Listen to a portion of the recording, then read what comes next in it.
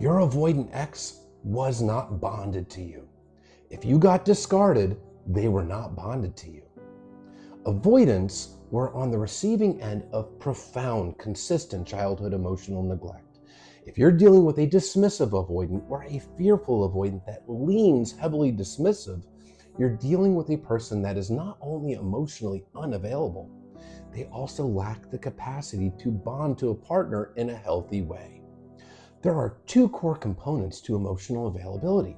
One is the ability and the willingness to form a deep bond, a deep love, deep connection. The other is the ability and the willingness to empathize with your partner. And emotionally unavailable people struggle in both capacities. And a lot of it comes back to oxytocin. Oxytocin is the bonding hormone.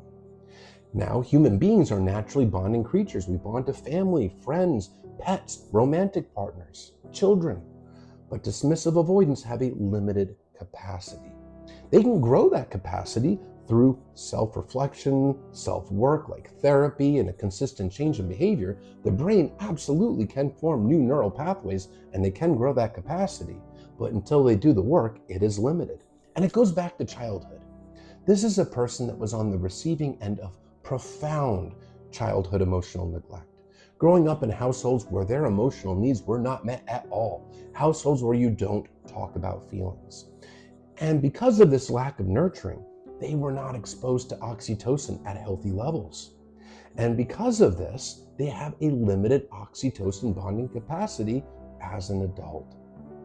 And add in the walls that they have due to their insecurities, that further limits their ability to bond. But in addition to that bonding aspect, it also affects empathy, emotional empathy.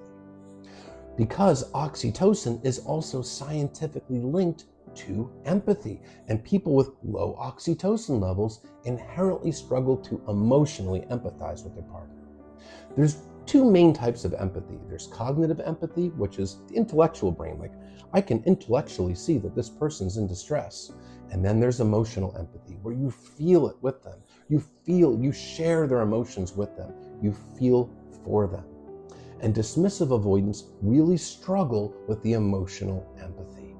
And because of their emotional unavailability and their difficulties in bonding and their difficulties with empathy, they inherently approach a relationship with a what's in it for me mindset. How does this person make me feel? Me, me, me, me, me. Now, you were bonded to them. Your brain was getting flooded with oxytocin in that relationship.